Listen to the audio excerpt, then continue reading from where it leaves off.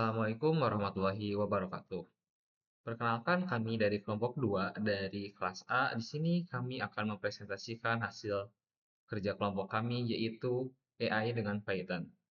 Kami mengambil studi kasus analisis kelayakan pendidikan di Indonesia dengan prediksi ruang kelas rusak berat.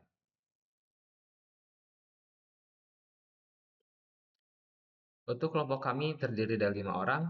Yang pertama ada Lili Donaningrum, kemudian ada Delili Rahmawati, kemudian ada Ari Afrija Pahlojan, kemudian saya sendiri Muhammad Hilfi Al-Fadilah, dan yang terakhir adalah Marcelinus Aditya Kristianto.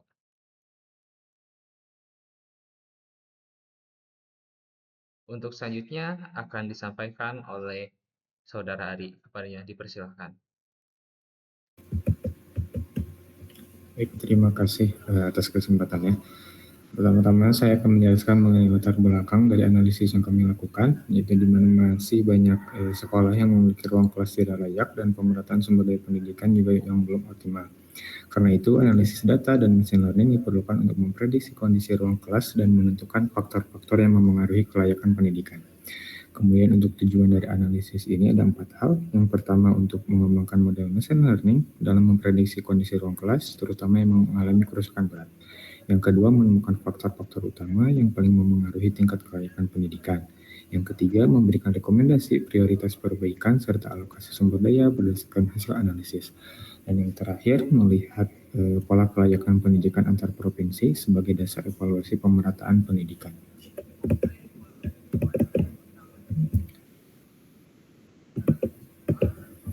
Selanjutnya saya akan menjelaskan mengenai dataset yang kita gunakan. Dataset ini berisi kumpulan data tentang kondisi pendidikan di berbagai provinsi di Indonesia, mencakup informasi jumlah sekolah, jumlah siswa, tenaga pendidik, dan kondisi infrastruktur pendidikan. Dataset ini memiliki satu variabel target yaitu jumlah ruang kelas dengan kondisi rusak berat. Sementara itu, variabel prediktornya meliputi jumlah sekolah, jumlah siswa, tingkat mengulang dan putus sekolah, kualifikasi kepala sekolah dan guru, tenaga kependidikan, rombongan belajar, serta kondisi ruang kelas yang mencakup ruang kelas baik, rusak ringan, dan rusak sedang.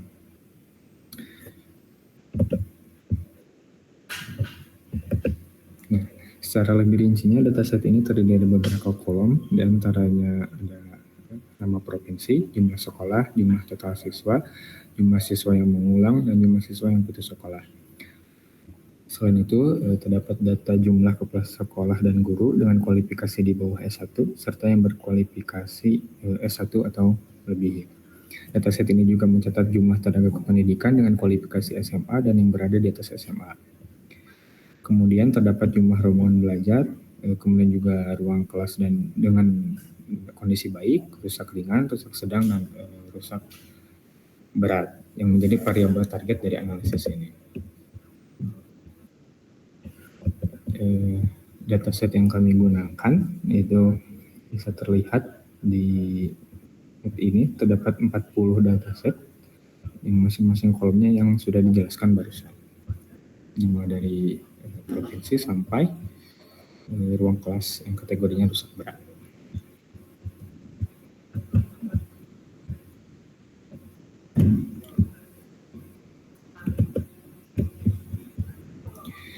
Selanjutnya untuk memahami dataset yang kami gunakan tadi ada beberapa hal yang penting yang perlu diperhatikan. Yang pertama itu dataset ini memiliki struktur data geografis karena berbasis provinsi. Dengan struktur seperti ini kita bisa melihat perbedaan dan disparitas pendidikan antar wilayah. Yang kedua, variabel target dalam analisis ini adalah jumlah ruang kelas yang rusak berat. Variabel ini menjadi indikator penting untuk melihat kelayakan infrastruktur pendidikan yang ingin kami prediksi. Kemudian yang ketiga, dataset ini bersifat multidimensi karena memuat berbagai aspek pendidikan, mulai dari input seperti jumlah siswa dan guru, kemudian proses seperti jumlah rombongan belajar, hingga output berupa data siswa yang mengulang dan yang putus sekolah. Keempat, terdapat informasi mengenai kualitas sumber daya manusia, khususnya dari kualifikasi tenaga pendidik, sehingga kita bisa melihat gambaran kualitas pembelajaran di setiap provinsi. Dan yang terakhir, yang kelima, dataset ini juga memuat kondisi infrastruktur, yaitu kondisi ruang kelas. Informasi ini memberi gambaran yang lebih utuh tentang bagaimana keadaan fasilitas pendidikan di tiap wilayah. Terima kasih. Mungkin sekian yang bisa saya sampaikan mengenai latar belakang, tujuan, dan dataset kelayakan pendidikan Indonesia. Selanjutnya saya kembalikan ke moderator. Baik, terima kasih kepada Saudara Ari yang sudah menyampaikan seputar latar belakang dan dataset. Kemudian untuk bagian selanjutnya, saya persilakan kepada Saudari Deleli, kepadanya dipersilakan.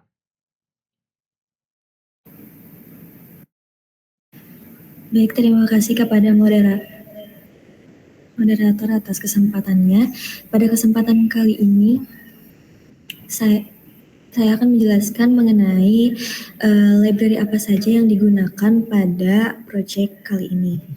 Nah, dalam proyek ini kami menggunakan beberapa library Python untuk membantu proses pengolahan data, analisis, visualisasi, dan juga pembangunan model machine learning. Setiap library ini dipilih karena kami merasa bahwa setiap library memiliki fungsi spesifik yang sangat mendukung kebutuhan penelitian. Lalu mulai dari membaca dataset, memvisualisasikan pola, hingga mengevaluasi akurasi model prediksi. Nah, dapat dilihat berikut adalah library yang kami gunakan beserta alasan penggunaannya. Di sini juga terdapat 7 library yang digunakan, dari mulai yang pertama ada Pandas dan juga NumPy untuk memanipulasi tabel dan perhitungan numerik. Yang kedua ada Matplotlib untuk visualisasi data seperti plot, heatmap, box plot, dan lain-lain. Lalu yang ketiga ada Sklearn Model Selection, yaitu untuk membagi data dan validasi silang. Yang keempat ada Model Decision Tree Regressor, Random Forest Regressor, Gradient Boosting Regressor, Linear Regression untuk model regresi yang akan digunakan pada proyek ini. Yang kelima adalah Sklearn Matrix atau matrik evaluasi, di mana di dalamnya terdapat MAE atau Mean Absolute Error, di mana gunanya untuk melakukan rata-rata selisih absolut antara nilai aktual dan prediksi. Lalu selanjutnya ada MSE atau Mean Squared Error, yaitu untuk menggunakan rata-rata selisih kuadrat antara prediksi dari nilai asli dari dataset yang digunakan. Lalu yang ketiga ada RMSE atau Root Mean Squared Error, yaitu akar dari MSE. Dan yang terakhir adalah R kuadrat atau R squared, yaitu Coefficient of Determination, gunanya untuk mengukur seberapa baik model menjelaskan variabilitas data. Lalu library yang keenam adalah Label Encoder, di mana gunanya untuk mengubah kategori provinsi yang digunakan pada dataset menjadi angka. Dan yang terakhir adalah Warnings Filter Warnings, yaitu untuk menyembunyikan peringatan agar outputnya tetap rapi. Selanjutnya, saya akan menjelaskan mengenai cara membaca dataset dan inspect. Di sini kita dapat melihat terdapat perintah-perintah untuk melakukan pembacaan data dan inspect, sekaligus juga fungsi-fungsinya apa saja. Ini adalah tahap yang dilakukan sebelum ke tahap pemodelan. Gunanya adalah untuk memahami struktur data yang digunakan dalam studi kasus kelayakan pendidikan Indonesia, dan tahap ini sangat penting karena kualitas pemahaman terhadap dataset ini akan mempengaruhi bagaimana ketepatan analisis dan hasil prediksi yang dihasilkan nantinya. Sekian yang dapat saya sampaikan, saya kembalikan ke moderator. Terima kasih kepada Saudari Deleli yang sudah memaparkan materi tersebut. Selanjutnya saya lanjutkan kepada Saudara Marcel, kepadanya dipersilakan. Baik, terima kasih moderator. Sekarang kita akan disuguhkan data dengan box plot. Sesudah data diinput oleh tadi Deleli, kita dapat melihat grafik data yang ada di sebelah kiri. Lalu apa sih yang kita cari di Exploration Data Analysis ini atau EDA? Yang pertama adalah distribusi variabel tidak merata atau cenderung skew. Skew itu kayak data atau distribusi data yang tidak simetris. Lalu yang kedua itu terlihat ketimpangan besar antar provinsi. Lalu yang ketiga adalah outlier pada siswa, rombongan belajar, dan ruang kelas. Lalu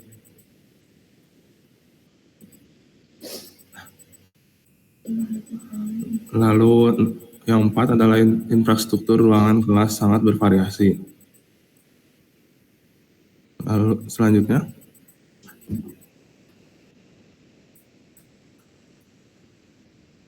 adalah matriks korelasi. Kita dapat lihat di matriks yang sebelah kanan ini,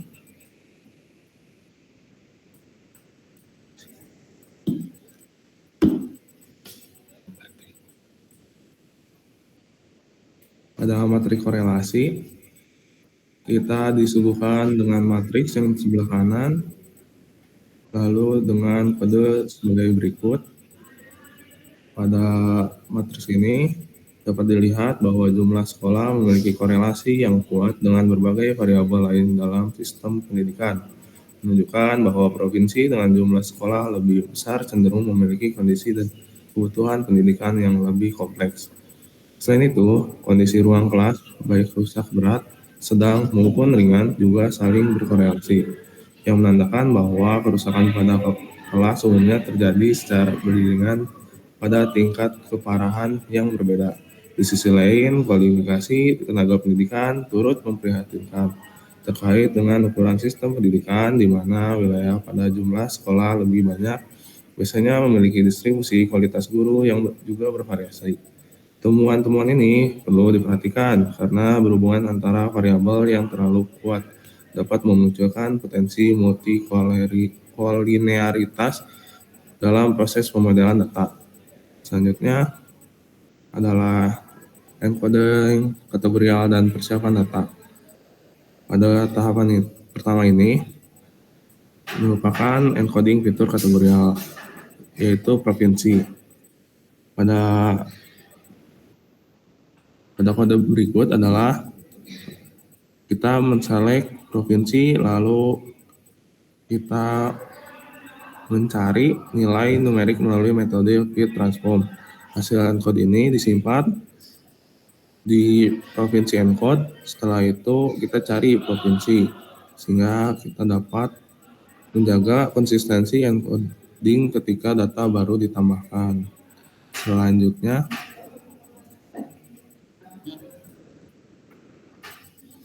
yang kedua adalah deteksi outlier dengan box plot lib, yaitu kita melihat, lalu yang pertama itu menselect, terus kita buat dan melihat dengan plt.show dengan grid 3x5. Kita dapat melihat variabel seperti jumlah sekolah, siswa, dan ruang kelas yang berasal dari provinsi besar seperti Jawa Barat, Jawa Tengah, dan Jawa Timur. Lalu sisa plotnya itu dirapikan. Dari box plot tersebut dapat terlihat bahwa outlier ini mencerminkan kondisi nyata, perbedaan skala antar provinsi sehingga tidak perlu dihapus dari analisis. Lalu yang ketiga ini adalah persiapan data untuk modeling. Data ini encoding ini merupakan untuk mencari nilai X dan nilai Y.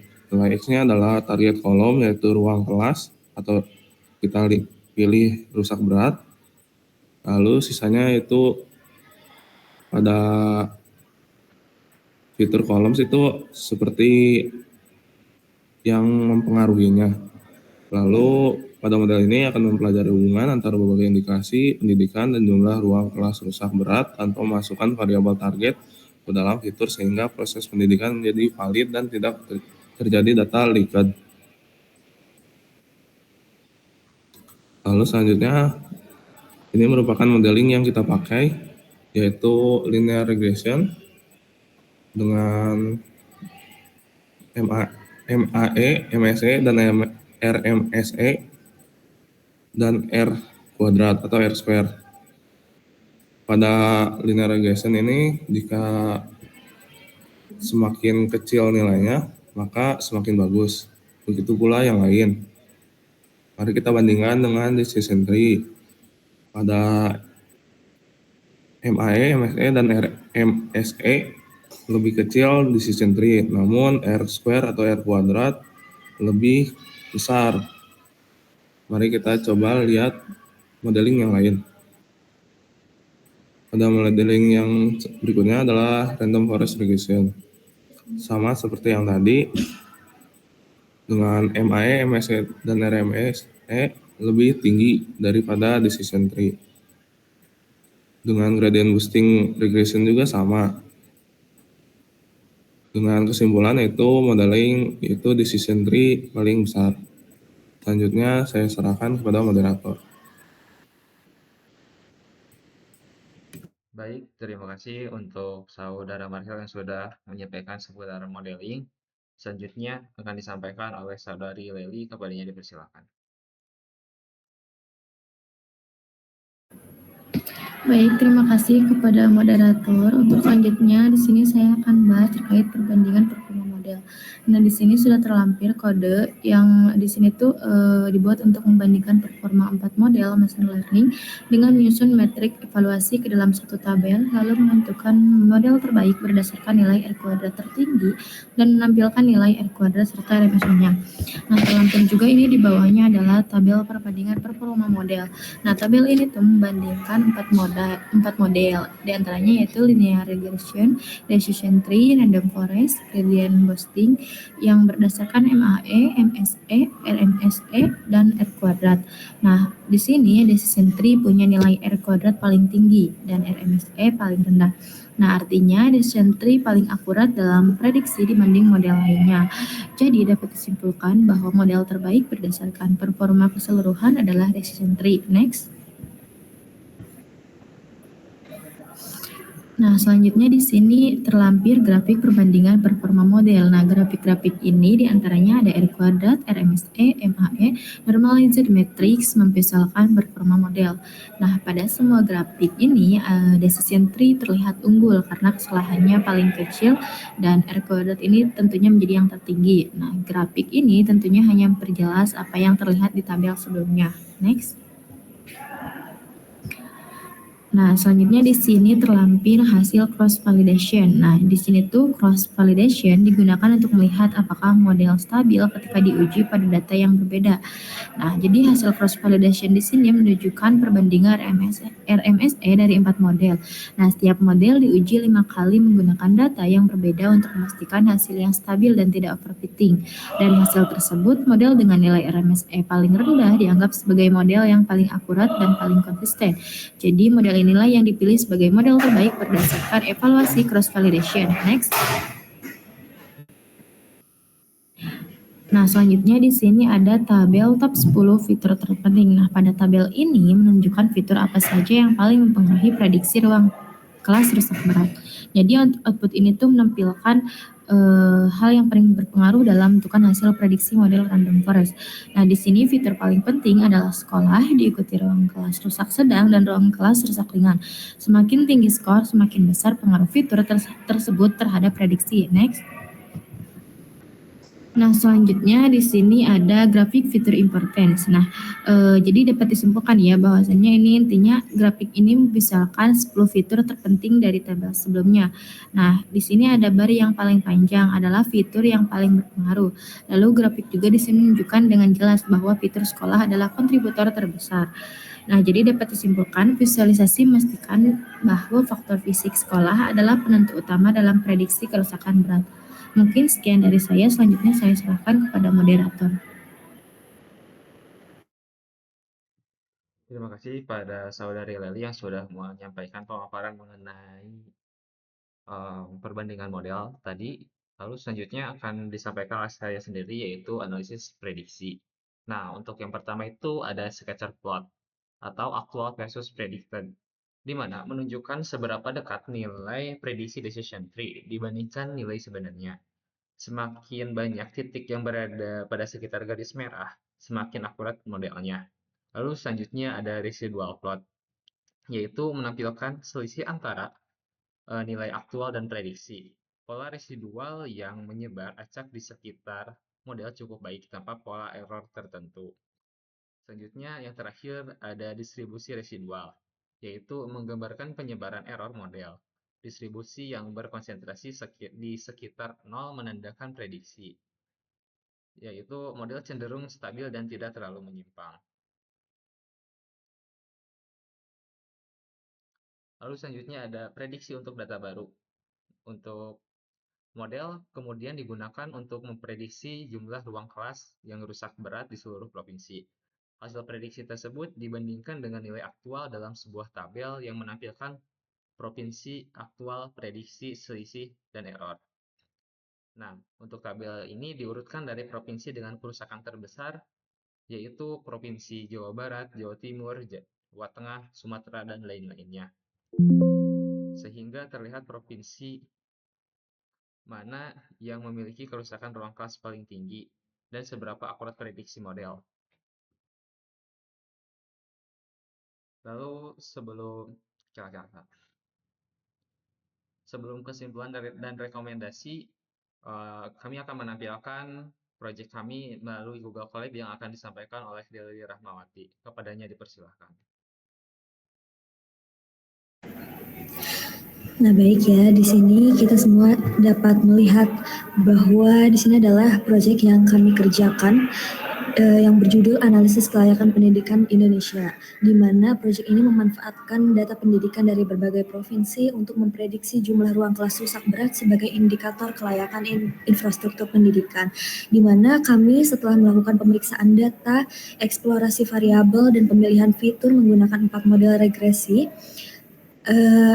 dijelaskan oleh rekan-rekan saya tadi menggunakan 4 model, yakni linear regression, decision tree, random forest, dan gradient boosting, di mana hasilnya menunjukkan bahwa decision tree memberikan performa terbaik dalam memprediksi kondisi ruang kelas sehingga dapat menjadi dasar untuk memahami faktor yang mempengaruhi kerusakan infrastruktur yang ada di Indonesia, utamanya ada di 39 provinsi yang ada di Indonesia.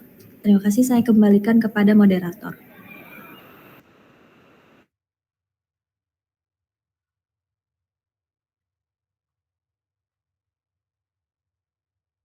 Baik, terima kasih pada Saudari Deleli yang sudah menyampaikan seputar garis besar dari proyek kami. Selanjutnya akan saya kembali, yaitu kesimpulan dan rekomendasi. Untuk kesimpulan, model decision tree memberikan performa prediksi terbaik dengan R kuadrat sebesar 0,95. Sementara random forest menunjukkan konsistensi tinggi pada cross predation.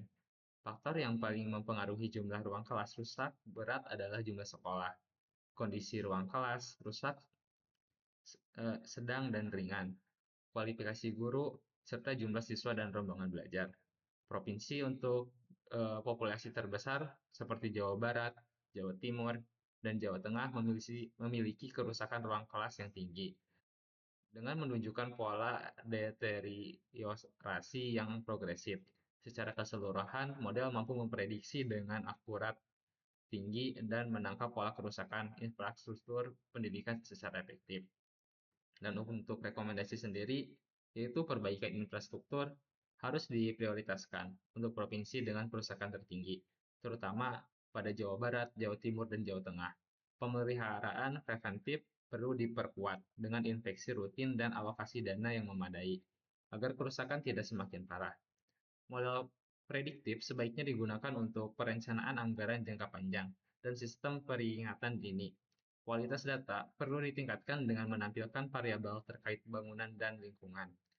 Provinsi prioritas memerlukan strategi khusus untuk percepatan rehabilitasi. Sementara model machine learning perlu terus ditingkatkan melalui tuning dan integrasi data tambahan. Monitoring per tahun sangat penting untuk mengevaluasi efektivitas dari program dan memastikan kebijakan berjalan secara optimal. Sekian dari kelompok kami. Mohon maaf atas segala kekurangan dan kesalahan. Terima kasih. Wassalamualaikum warahmatullahi wabarakatuh.